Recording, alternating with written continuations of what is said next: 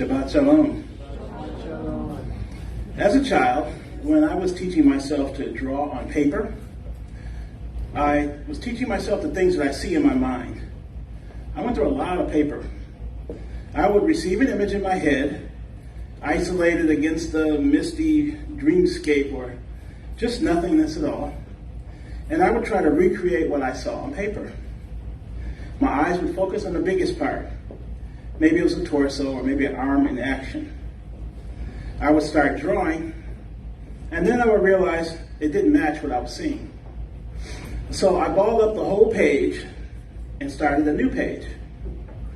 It was silly and wasteful, I know. As a young child, I was obsessed with drawing exactly what I was seeing in my mind's eye. Of course, occasionally, I would stop and realize I was surrounded by dozens of balls of paper. So I did what any kid would do. I collected them and I stashed them in the bottom of the trash can as far to the bottom as I could, thinking no one would discover my mistakes. Later, I discovered erasers. So instead of paper balls everywhere, you can tell where I was because I left tiny bits of eraser everywhere. Mounds and mounds of eraser shavings. Now, most of us, when we make a mistake, we try to hide it. As a child who successfully managed to get a cookie out of a package, I think many of us can relate to this. So who ate a cookie?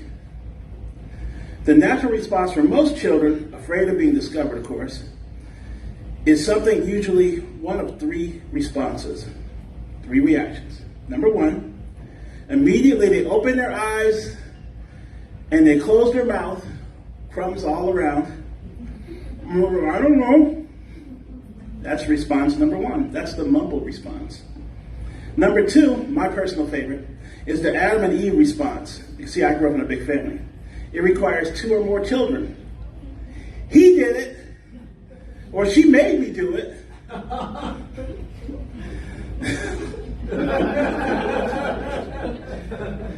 Number two was the preferred response. Lastly, I should say, there's also the deflection response. Now I have to get this right. It usually goes something like this. Huh? What?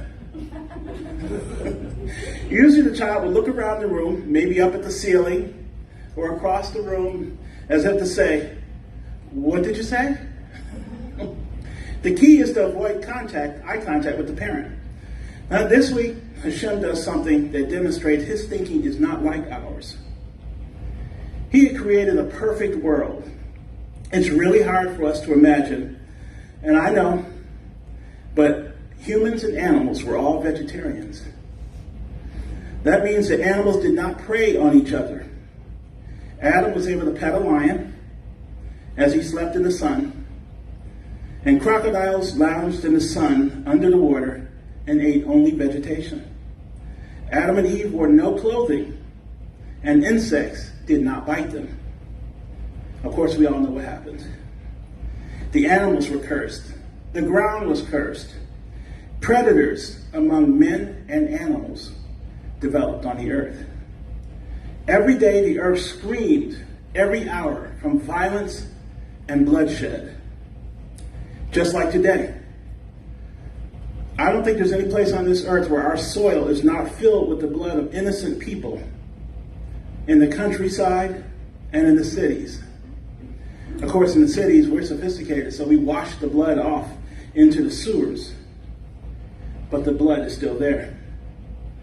The predators of the deep now can actually only taste salt from blood in the water, even though scientists know that their brains once had the capacity to taste as many things as we do. Back in the days of Noah, the violence and bloodshed sickened the Creator. Genesis 6, verse 5. Then Adonai saw that the wickedness of humankind was great on the earth, and that every inclination of the thoughts of their heart was only evil all the time. This was no child making a mistake. Hashem did not make any mistakes when he created the world. It was perfect. Unlike men who lie or cover up or simply wipe everything out and start all over again, Adonai did not hide his dissatisfaction with us. As a matter of fact, he told Moses to write down all that transpired. The creation was not flawed. As we learned in last week's reading, after the end of the week, he said it was very good. Adam and Eve willfully chose to disobey the Creator. Adam caused the ground of the earth to be cursed. Thorns and weeds were now introduced on the earth. The land animals were also cursed. Cain, their child, was warned if he did not change his ways, that sin was crouching at the door for him. Cain willfully chose to kill his brother Abel. Adonai, our God, gave all men free will to choose obedience and love, and in return, eternal life. Or experimentation, learning what is good through suffering from violence, pain, and eventually death. Those were the two trees. They were a test. We chose the path of science and experimentation, and not one of us can deny it. In the days of Noah, we read, "Now the earth was ruined before God, and the earth was filled with violence." Let me give you a couple of takes on the word, in particular, violence. The Amplified Bible reads, "The population of the earth was corrupt, absolutely depraved, spiritually and morally putrid in God's sight, and the land was filled with violence, desecration, infringement, outrage, assault, and lust for power." The amazing thing about it is that word violence is used in virtually all translations. The word for violence in Hebrew is Hamas. And Hamas in Arabic means zeal or strength. In the days of Noah, the world was not filled with random acts of violence. No, it was vigorous, zealous violence among men and animals. Today, our cities are absolutely magnificent. We build towers that touch the clouds. We fly in the belly of machines at speeds that can shatter the sound barrier. We put men on the surface of the moon, and we're planning a colony on Mars. So why, with all our advances, do we still have people who lust for murder, rape, kidnapping, and destruction of our neighbors' families? Why do we rob and steal from our workers? Why do we abort our children? Why do we drain the bank accounts of the most vulnerable in society? Those people suffering from terminal diseases, from cancer patients, and from our poor and elderly. When Adonai actually confronted Cain about the attack of his brother, I know everybody remembers this. What did he say? "Am I my brother's keeper?" Have you heard versions of that recently from others as we talk about the violence in the Middle East? Am I my brother's keeper? The history of mankind has been terrorizing our brothers from Cain until today.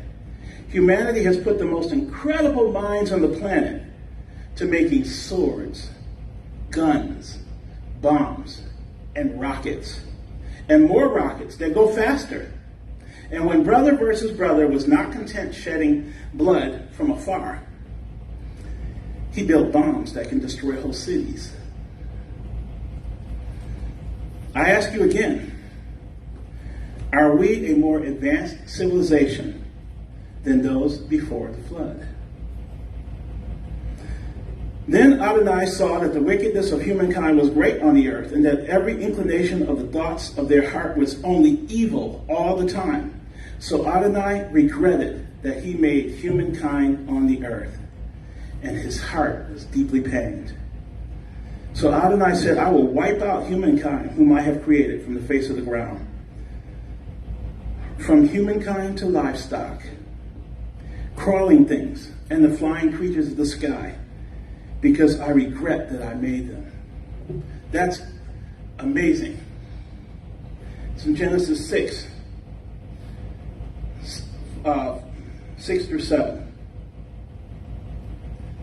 For a year, the waters of the earth flushed out all human animals and insects, everything that drew breath on the land.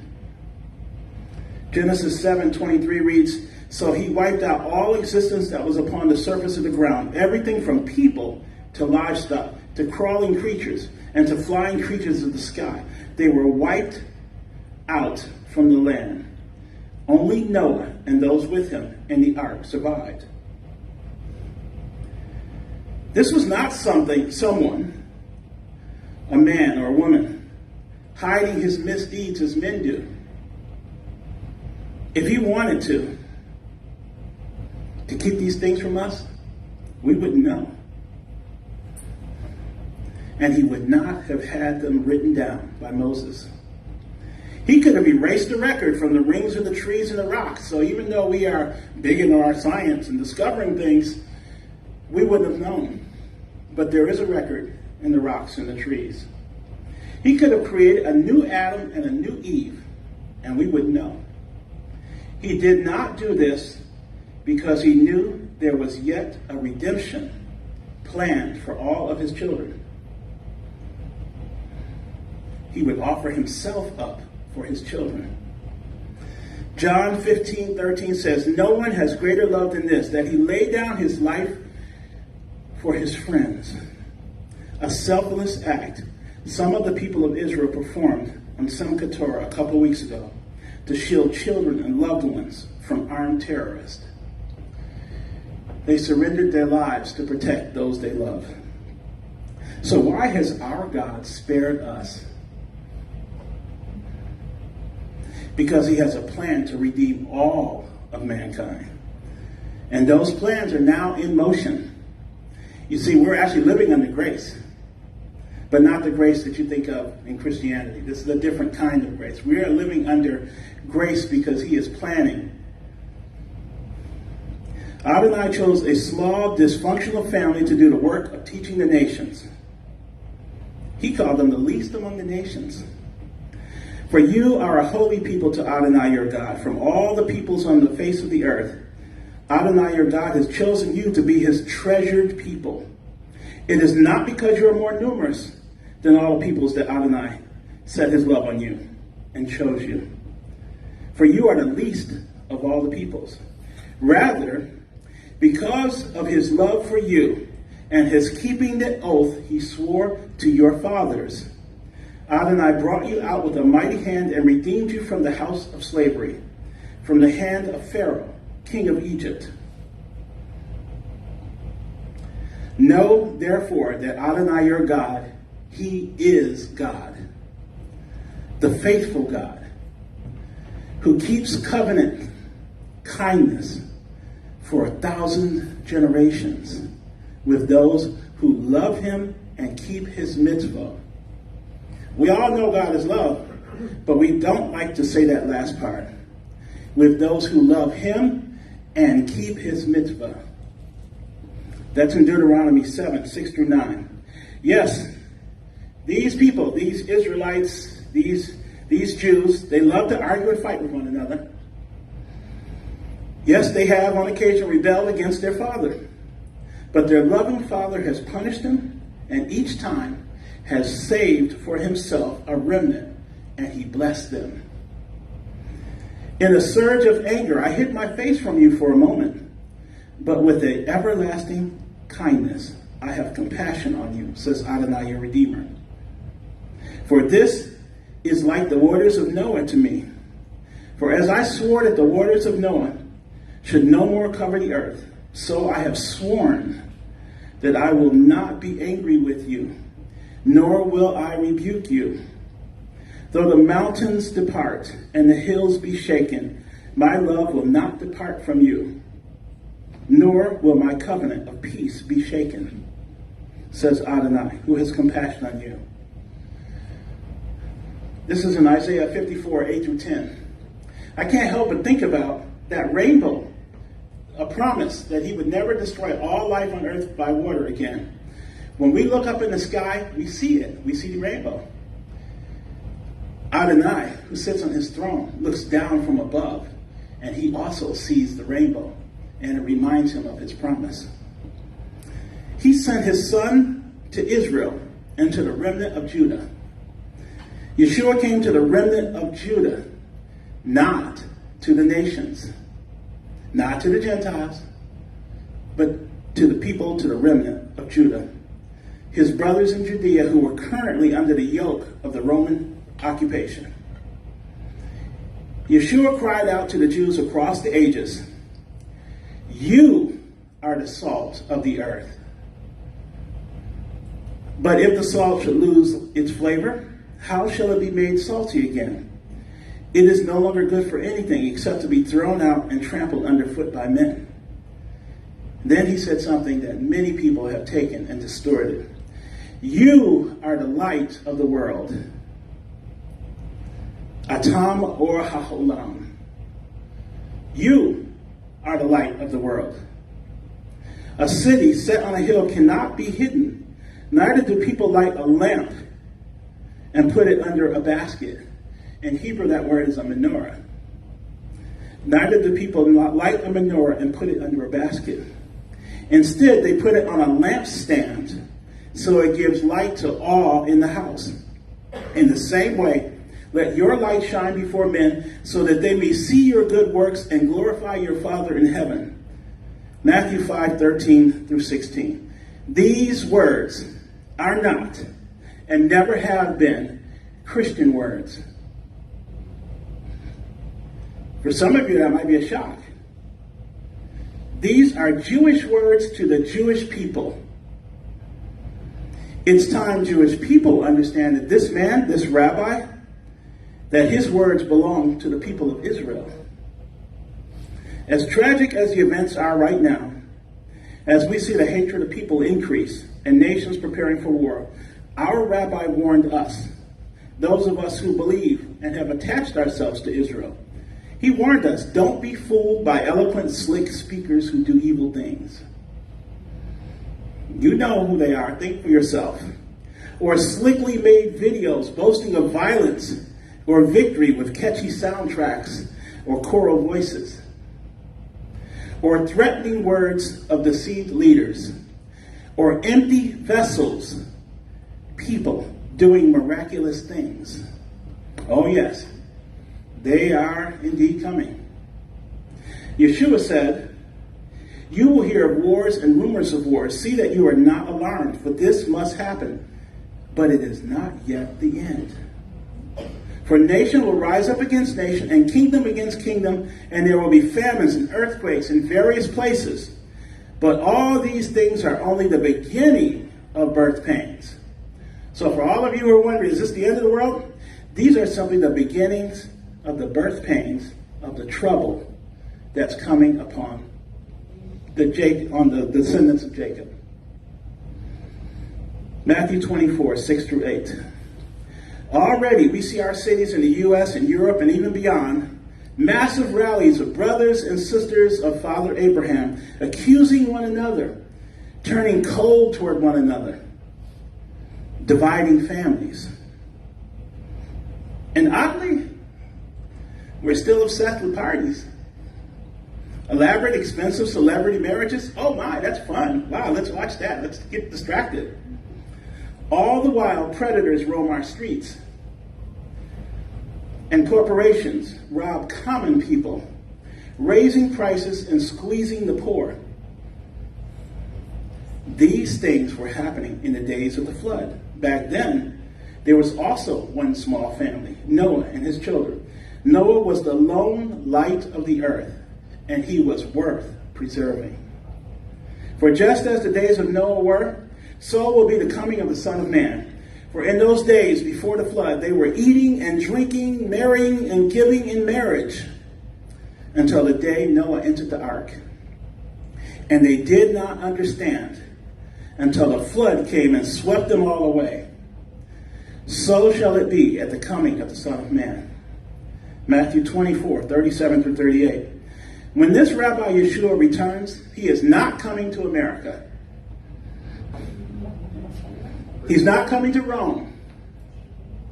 He's not coming to Istanbul or Constantinople, as it used to be called. He's coming to Jerusalem. He's returning to his brothers, and he will not be alone, but he will be bringing those of the nations who have been grafted into Israel and an army of angels. He's coming to establish a new kingdom in the land of Israel, the kingdom of the living God. Evildoers will stand before the thrones of judgment. So there's no rush to intervene as he did in the days of Noah. Romans 2 verses 5-6 says, by your hard and unrepentant heart, you are storing up wrath for yourself on the day of wrath, when God's righteous judgment is revealed. He will pay back each person. He didn't say each nation, each religion. He said each person according to his deeds. All people, all nations will see a judgment day, from the islands of the Pacific to the shores of the Americas, to the nations of Africa, to the frigid deeps of the Arctic and the Antarctic. Dead or alive, all men will be judged. Nobody's escaping. There will not be any safety in any ideology. You're going to stand before God and say, I was only following what I was taught. No ignorance. You can't say, I didn't know. No deception will stand. Once and for all violence, bloodshed, brother against brother, that has plagued this earth since Cain will be blotted out, permanently erased. And a new kingdom established. A world where brothers will dwell in peace. This is a sure promise that cannot be broken. Now, I can't lay out every scripture for you now, but we have studies for that. A sure promise that cannot be broken. Hine matov, Uma Haim, Shevet Akim Gam Yahad. Many of us have sang those words as little kids and as adults. How good and pleasant for brothers to dwell together. Shabbat Shalom.